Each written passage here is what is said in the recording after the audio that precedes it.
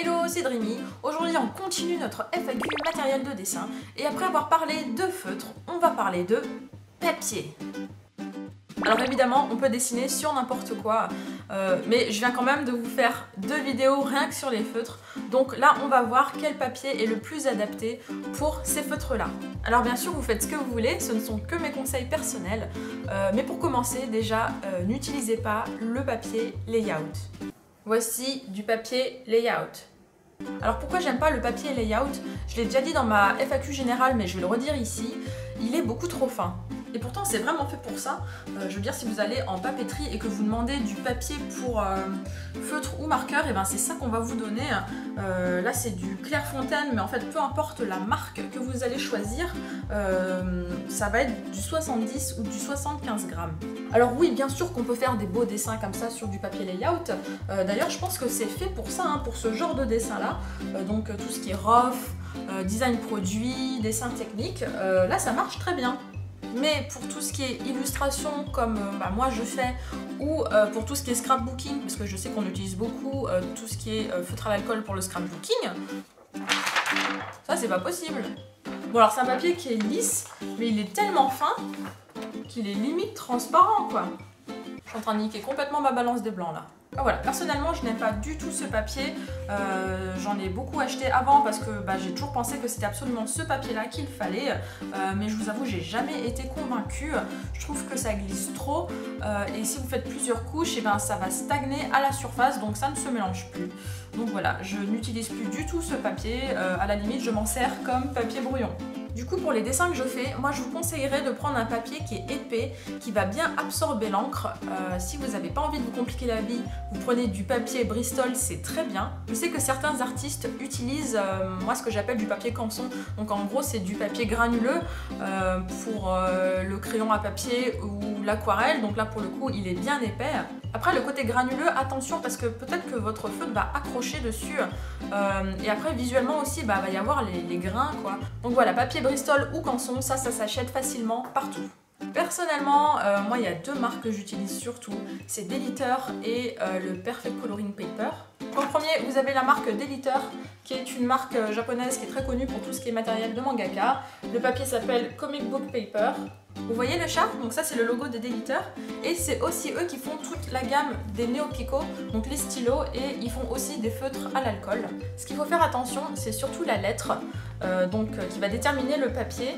Là par exemple c'est le type B, c'est plain, ça veut dire que c'est du papier blanc uni. Donc si vous voulez vraiment du papier blanc, c'est ce type là qu'il faut prendre. En fait des types, vous en avez de la lettre A à F. À chaque fois, vous aurez des marques sur les côtés qui servent en fait de repères pour les mangaka. Le type E, ça ressemble un petit peu à du papier millimétré, mais alors si vous voulez du papier complètement blanc, il n'y a que le type B qui est comme ça. Pour ce qui est de la taille, c'est marqué ici, donc c'est du B4. Il existe aussi en A4, donc A4 ou B4. Et pour ce qui est du grammage, on est à 135. Donc c'est quand même le double du papier layout. Mais mon préféré, c'est le deuxième, c'est celui-là. Le Perfect Coloring Paper. Bon, je vous avoue, ça fait pas du tout de mine comme ça. En fait, je l'ai testé parce que je me suis renseignée sur YouTube. Il y a plein d'artistes qui utilisent ce papier, donc j'étais vraiment curieuse. Alors, je sais jamais si la marque c'est Transotype ou Old Office Support, mais bref, vous tapez Perfect Coloring Paper sur internet et vous allez le trouver.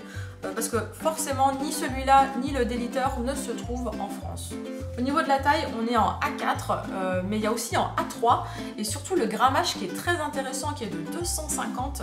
Donc c'est presque le double du Déliter qui était déjà le double du papier layout. Je pense qu'on ne trouvera pas plus épais que ça. Donc autant dire que j'utilise plus que ce papier-là. Je l'utilise pour les commissions, les dédicaces et j'utilise aussi ce papier-là quand je filme mes dessins sur YouTube. Donc voilà, pour moi ce sont vraiment les 2 meilleures marques de papier pour les feutres à l'alcool, avec une préférence pour celui-là forcément parce qu'il est plus épais. Le Déliter il est très bien aussi, le petit truc c'est que comme il est un peu plus fin, si vous gommez trop, le papier va commencer à s'éplucher, donc c'est un petit peu embêtant. Et après bon c'est un petit détail, mais si on compare les 2 papiers, donc ça c'est le Perfect Coloring et ça c'est le Déliter, et bien vous voyez que le Perfect Coloring il est un petit peu plus blanc. voilà, après franchement essayez les deux et vous verrez aussi au niveau de votre feeling lequel vous préférez. Bon alors tout ça c'est très bien. Concrètement combien ça coûte? Alors le déliteur je l'ai trouvé sur TVH Land. Il y a 40 A4 pour 8,20 € et 40 B4 pour 11 €. Sur le même site on trouve aussi le Perfect Coloring Paper 10 A4 pour 5,25 € et on le trouve aussi sur Manga Ink 10 A4 pour 5 € et 50 A4 pour 22 €.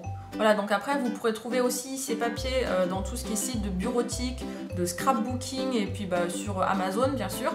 Après c'est sûr qu'il faut un petit peu de temps la première fois pour les acheter, les comparer. Personnellement moi le meilleur prix que j'ai trouvé c'est sur le site copicmarker.com que vous commencez à connaître. Là j'ai trouvé 10 A4 pour 2,80 €, 50 A4 pour 12,90 € et vous trouverez aussi un format A3, vous en avez 10 pour 5 € et 40 pour 22,50 €. Voilà, donc c'est vrai que les prix sont imbattables. Après comme je l'ai déjà dit sur ce site, vous allez trouver que du papier et du Copic. Donc si vous voulez acheter que du papier ou si vous voulez acheter autre chose, ça vaut peut-être pas le coup, surtout que vous avez 10 € de frais de port. Donc après ça c'est surtout selon vos besoins et votre budget. Voilà, ce sera tout pour moi sur le papier. Si jamais vous n'êtes pas encore convaincu ou que vous avez envie ou besoin de voir vraiment des tests sur les différents papiers, alors là je vous renvoie sur la vidéo de Lucky's Channel. C'est un des premiers artistes youtubeurs que je suis. Il donne ses impressions, bon c'est en anglais mais son anglais franchement il est assez simple à comprendre. Donc allez voir cette vidéo et je pense que ça répondra à toutes vos questions.